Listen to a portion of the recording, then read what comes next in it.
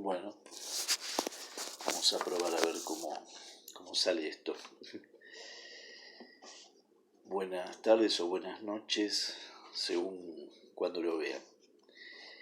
Como los trabajos demoran en llegar y no tuvimos tiempo realmente de trabajar esto, me pareció importante poder hacer este videíto para explicar un poco.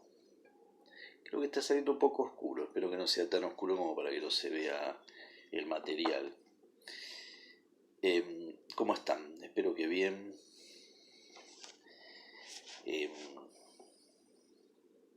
Trabajando y a su vez entreteniéndose un poco también, ¿no? No sé, escuchando música, algo, porque va un mes y se hace difícil. Bueno, ¿se acuerdan que lo que teníamos que hacer era analizar el texto de Osvaldo Soriano sobre un boxeador estadounidense, Sonny Liston?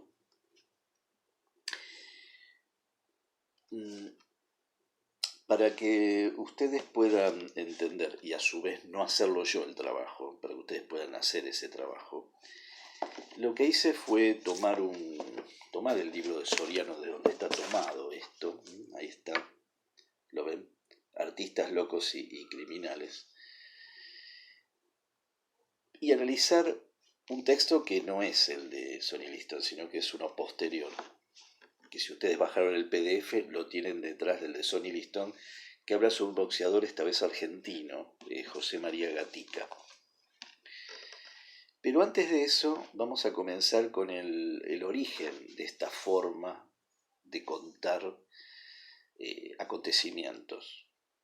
Creo que algo habíamos llegado a hablar, en el que habíamos dicho que en este primer seminario de literatura y periodismo, o sea, el cruce de la literatura con el periodismo,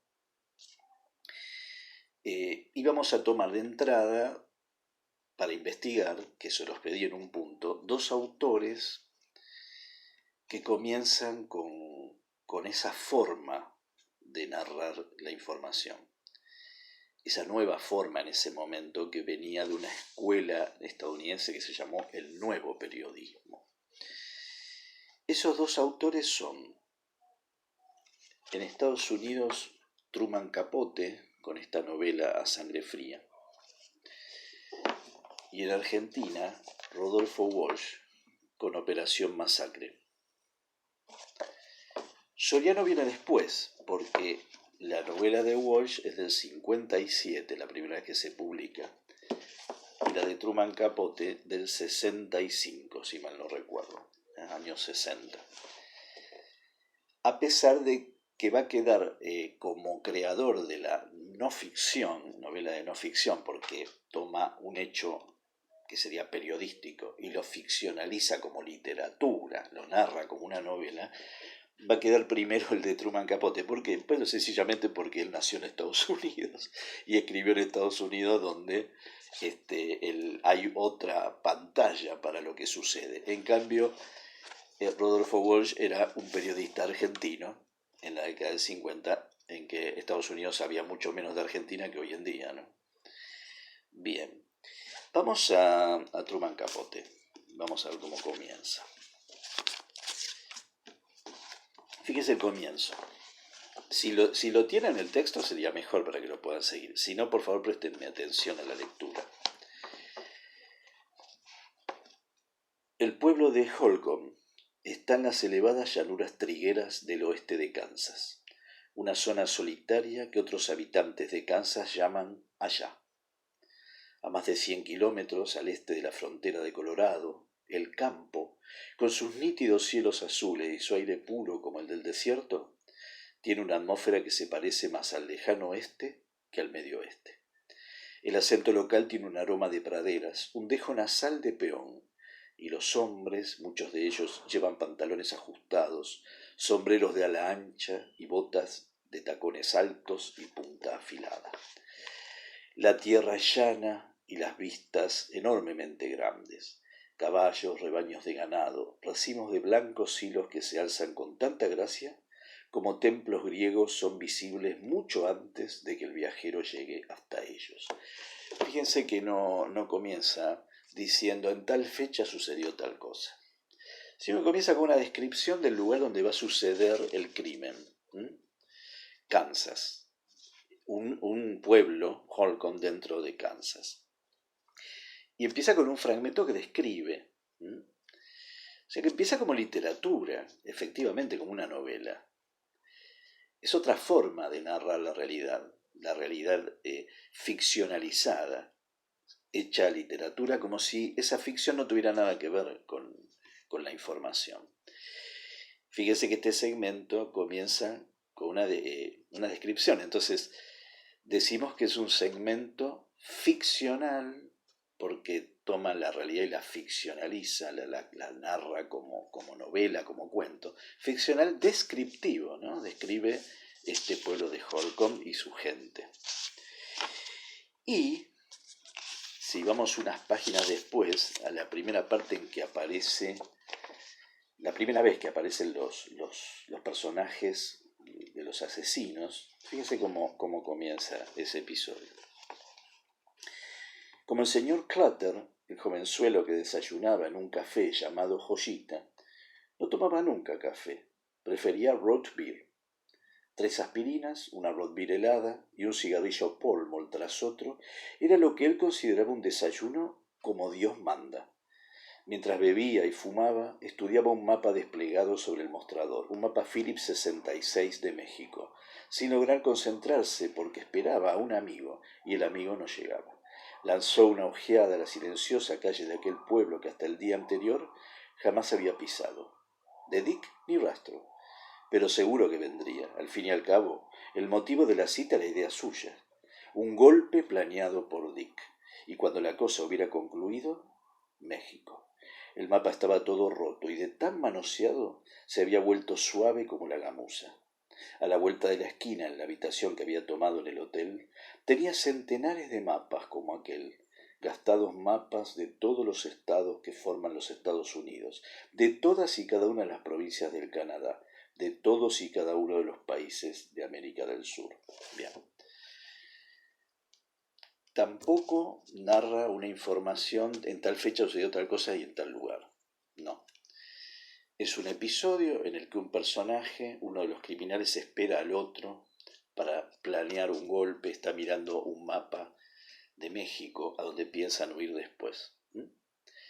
Este es un segmento ficcional, se toma la información y la narra como ficción, ficcional narrativo, porque está contando, ¿no es cierto? Aunque en parte sea descriptivo también. Bien, fíjense que Truman Capote no puede saber si esto fue así, el autor, porque él no estaba en ese momento viendo a este personaje Dick que habla, y aunque hubiera estado en otra mesa, seguramente se le hubieran escapado un montón de detalles, pero eso no importa, porque él lo que hace es recrear lo que probablemente pasó, algo próximo a lo que pasó, y contarlo como un cuento, como una novela, en este caso como el episodio de una novela. ¿Sí? Eso es lo que a él le interesa. Para hacer llegar mejor la información, a través de los recursos literarios, hacer llegar mejor la información al lector. Pero también porque cuando él le comenzó quería escribir un artículo. Entonces tenía por ahí un objetivo más relacionado con la información que con la literatura. Pero cuando empieza a tomar la información, se encuentra con los criminales que están en prisión, los entrevista y empieza a preparar el artículo. Llega un momento que se da cuenta de que eso no es un artículo, es una novela. Y que va a tardar mucho tiempo en escribirla. Pero no le importa, porque lo que está buscando es crear una obra literaria significativa de un nuevo género, la no ficción. Bueno, dejamos por ahora a Sangre Fría Truman Capote y vamos a Operación Masacre. Acuérdense que la década anterior en Argentina. Operación Masacre también quiere dar cuenta de un hecho relacionado con la realidad, la información. Rodolfo Walsh es periodista y se entera en el año 56, a la caída del peronismo, derrumbado por una dictadura militar de aquel momento, se entera de varios casos de fusilamientos de civiles que supuestamente estaban organizando una resistencia para que el gobierno democrático, en el sentido de elegido, del gobierno electo, volviera al poder y se fuera la dictadura militar. Empieza a investigar, se encuentra con un sobreviviente de un caso cercano a nosotros, geográficamente, porque está acá en 9 de julio y a Márquez. Había un descampado ahí donde llevaron a un grupo de civiles, o sea, de no militares, y los fusilaron. Hubo un sobreviviente que él lo encuentra en el Hospital Castex. Lo entrevista y ahí comienza también lo que él supone un artículo y termina siendo una novela. Operación Masacre. Fíjense cómo comienza.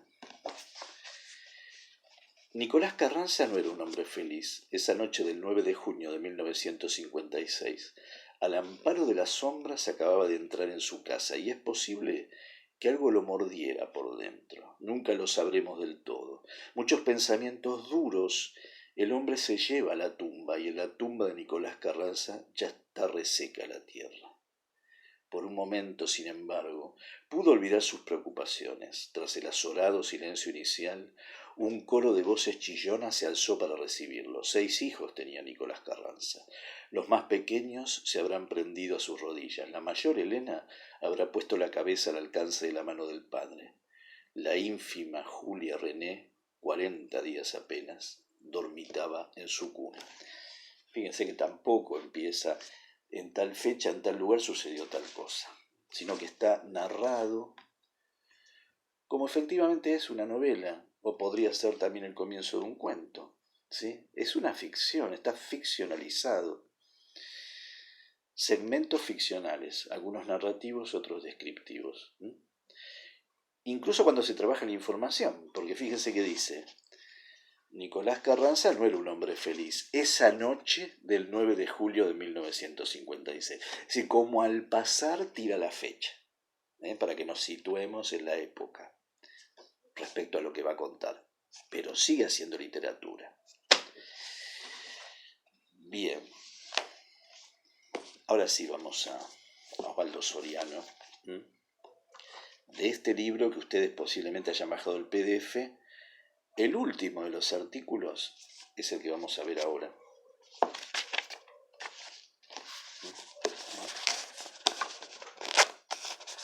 José María Gatica. Un odio que conviene no olvidar. Veamos cómo comienza. No me dejes solo, hermano. Tirado en el pavimento, el cuerpo sacudido por los espasmos, Gatica se aferraba al pedazo de vida que se le iba. Lo rodeaba una multitud de extraños que lo habían visto caer bajo las ruedas de un colectivo a la salida de la cancha de Independiente. Bien, empieza narrando, ¿no es cierto? Empieza narrando un episodio de cuando Gatica, un famoso campeón argentino de box, ya no era boxeador ni campeón. A pocos años, cuando todavía era joven, estaba en la absoluta derrota y estaba en ese momento vendiendo unos muñequitos a la salida de la cancha. Sube un colectivo, se cae y el colectivo lo atropella. Fíjense cómo sigue. Tenía 38 años y parecía un viejo. Hasta ese día en que la borrachera no lo dejó hacer pie en el estribo del ómnibus, había sobrevivido en una villa miseria como tantos otros. Algún rasgo lo distinguía: la nariz aplastada, la sonrisa provocadora, un cierto desdén por el futuro. Era uno de esos hombres obligados a soñar con el pasado, porque el suyo estaba teñido de sangre y de ovaciones. Bueno, fíjese que acá da un poquito de información, pero sigue siendo literaria la forma de darlo, ¿no? Es un segmento ficcional descriptivo. Cuando lo retrata, cuando dice cómo era él, los adjetivos que selecciona, No dice, por ejemplo, que la nariz era grande o chica, ¿no? Que la sonrisa era ancha o estrecha. No, dice la nariz aplastada, típica del boxeador por ser golpeado, la sonrisa provocadora. ¿Mm? Esos adjetivos que van más allá de los lugares comunes, alto, bajo, lindo, feo, chico, grande. ¿Mm? Para ir a buscar un adjetivo que realmente diga algo del sustantivo, lo profundice, porque si no, para no profundizarlo, en realidad mejor no decir nada.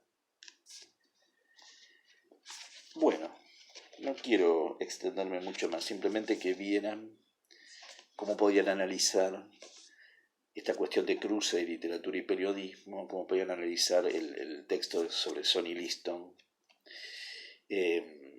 cómo podían analizar, transcribir segmentos ficcionales narrativos, descriptivos y también informativos, si los buscan. Ver cómo trabajan los adjetivos en los segmentos descriptivos. Bueno, espero que haya resultado más o menos bien este primer cuento, que no salga tan oscuro como estoy viendo. Y que la voz salga nítida para que puedan entender. Pero de todas maneras, cuando lo suba, ustedes van a poder hacerme preguntas si algo no se entiende. Y tal vez podríamos, hoy es viernes, podríamos pedir que el lunes me entreguen el trabajo y que los que tal vez ya lo hicieron se tomen el trabajo de ver este videíto y vean si pueden revisarlo y mejorarlo, si es que pueden mejorarlo. Bueno, vamos a seguir con este seminario. Me van a tener que seguir bancando, aunque sea de manera distante. Y bueno, seguimos en contacto. Usaremos también otros medios si es posible. Estaba probando Zoom. Tiene sus complicaciones en el celular. Hay otros Hangouts que tal vez lo pruebe también y tal vez podamos conectarnos y intentar una clase virtual dentro de las limitaciones del asunto. Espero que sigan bien. Les mando un fuerte abrazo a todos y seguimos en contacto.